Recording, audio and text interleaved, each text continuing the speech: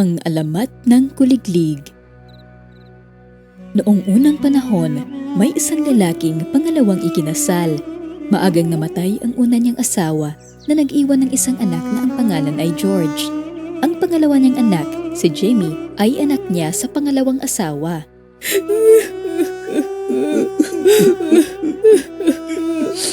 Mahal, huwag ka nang iwan ang anak mo.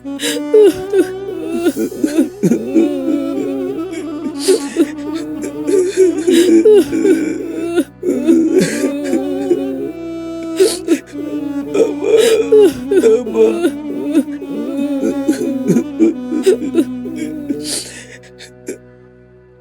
Alagaan niyo ang isa't isa. Kung wala na ako, tandaan niyo nga, mas makapal ang dugo kesa sa tubig. Opo, Papa. Mahal na mahal namin ang isa't isa. Huwag po kayong mag-alala. At ikaw, ituturing mo ba si George na parang tunay mong anak? Huwag kang mag-alala. Ligtas sa mga bata sa mga kamay ko.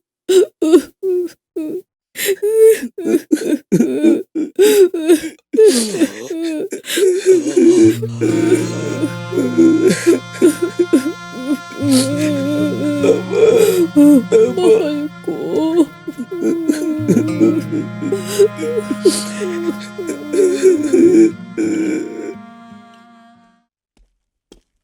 Ma, pupunta po ako sa tagapagturo ko. Mula ngayon ay hindi ka na pupunta sa kanya. Pero, bakit po, Ma? Ano pong nangyari? Tapos na ba ang klase niya? Hindi. Ngunit wala na dito ang papa mo. Ngayon, kailangan mong magtrabaho para sa pamilya natin. Gaya sa bukirin. Walang madudulot ang pag-aaral. Ngunit wala akong ibang ginagawa kundi mag-aral. Wala akong alam sa pagtatanim. Hindi ko po yan magagawa, Ma. Kakayanin mo rin iyan. Wala namang ipinapanganak na alam ang lahat. Huwag kang maging tamad. Hindi ka namin mapagsisilbihan habang buhay na lang. Ma, pag-aralin niyo na si Kuya. Sanay siya sa mga libro habang ako nag-aararo. Ako na lang sa bukirin. Hindi. Napakabata mo pa para dyan. Ikaw dapat ang mag-aral. Ayoko po. Ayoko mag-aral. Payagan niyo na kami, Mama. Iba ang noon sa ngayon. Dapat kang makinig sa akin. Bakit mo ako kinukontra? Mama, doong buhay pa si Papa. Ayos lang naman sa kanya. Pag-aralin niyo na po si Kuya. Di po ako interesado doon. Paalam, Mama. Ay, wala ka talagang alam. Alam mo bang sa kanya mapupunta lahat ng mana? Bakit ka pa rin ganyan sa kanya? Ay nako.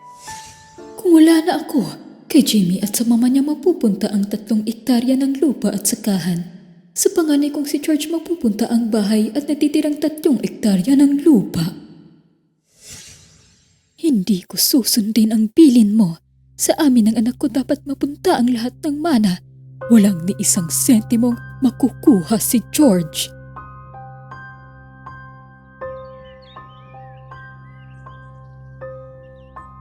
Kayong dalawa, pumunta kayo sa gubat at bumili ng panggatong.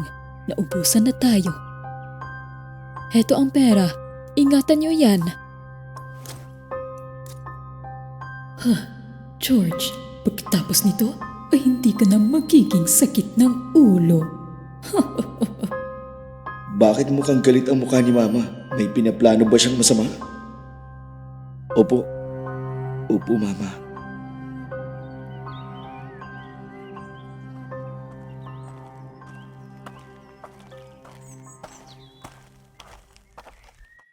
Jimmy, bilisan mo. Dapat tayo makauwi bago magabi. Bakit mukhang malungkot ka ngayon? Kuya, ayoko talagang gawin ito sa'yo.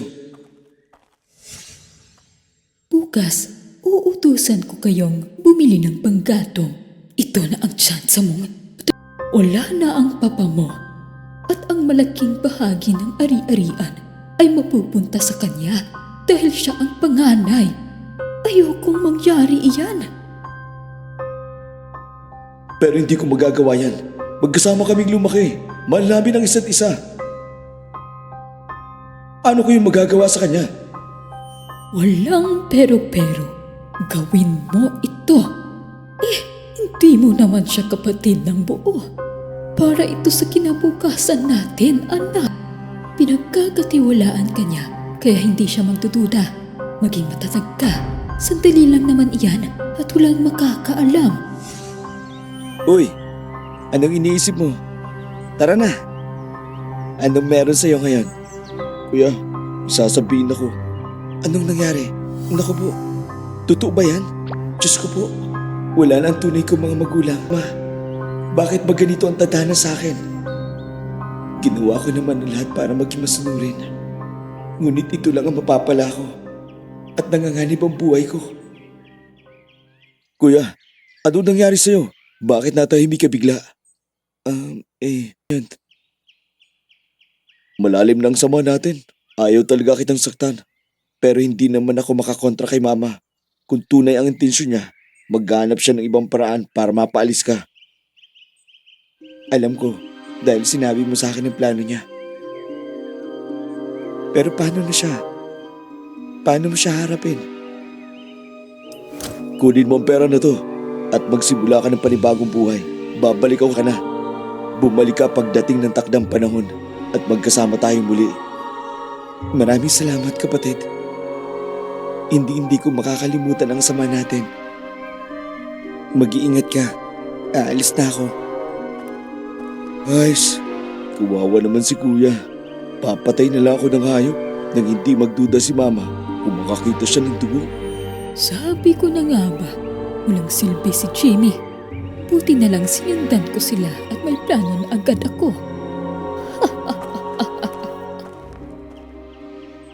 Iho, gusto mo ba nitong kakanin?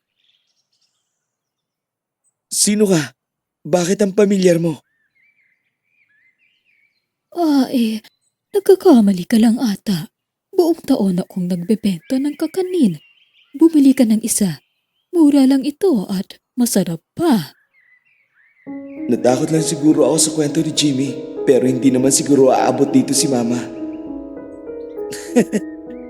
E di bibili ako ng dalawa. O siya, 2 barya para sa 2 piraso.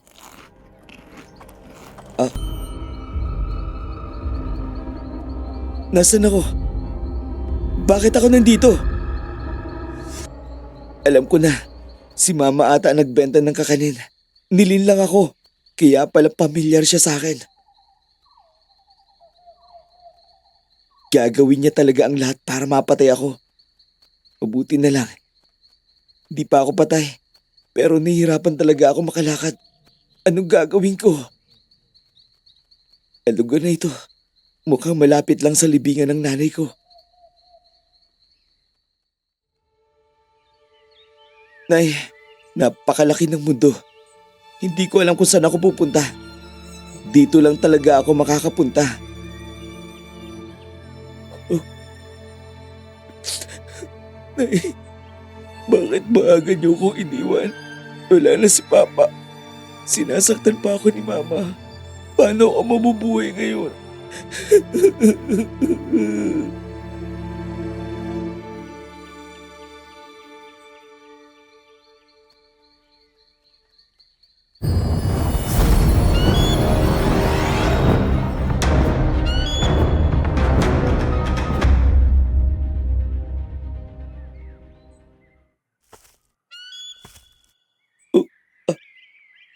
Nasaan ba ako? Anak ko, Diyos ko, sino ka? Bakit mo ako tinawag na anak?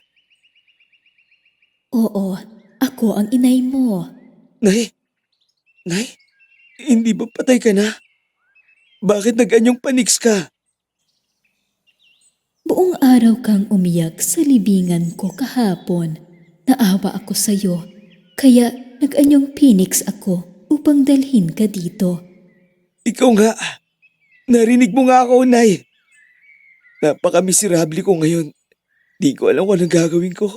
Nay, tulungan niyo po ako. Papatayin ako ni Mama. Huwag kang mag-alala. Nandito ako. Dinala kita sa isang ligtas na lugar. Walang mananakit sa iyo dito. Hindi ba ako nananaginip? Poprotektahan mo ba talaga ako? Oo naman. Di ako papayag na may manakit sa iyo. Kaya nandito ako, anak.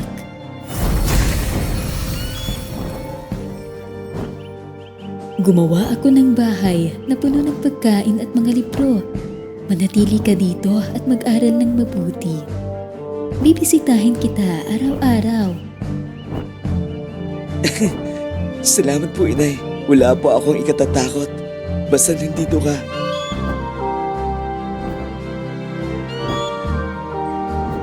Magmula noon, binibisita ng Phoenix si George gabi-gabi at ginigising siya ng huni nito tuwing umaga.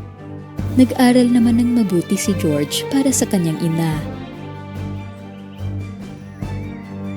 Mabuti talaga ang pinagmulan ng mga tao. Ibig sabihin, likas sa mga taong pagiging mabuti at tapat. Bella, may narinig ka bang nagbabasa ng libro sa malapit? Opo, mukhang mayroon nga po, Binibini. May mga tao sa probinsyang ito at iskolar pa. Hanapin kaya natin. Opo, Binibini. May tao ba dyan? Sino ang hinahanap nila? Pumunta kami sa bukid upang maghanap ng mga damong gamot. Pero natagalan kami. Gumagabi na. Pwede ba kaming humingi ng apoy para sa pagbaba namin? Pasok kayo. Kukuha muna ako ng apoy. Mag-isa ka lang dito? Oo, mag-isa lang ako dito. Mukhang isa kang eskolar. Ang talas ng mata mo. Tunay nga akong isang scholar. Pagkatapos noon, ay napaibig si George kay Ellie.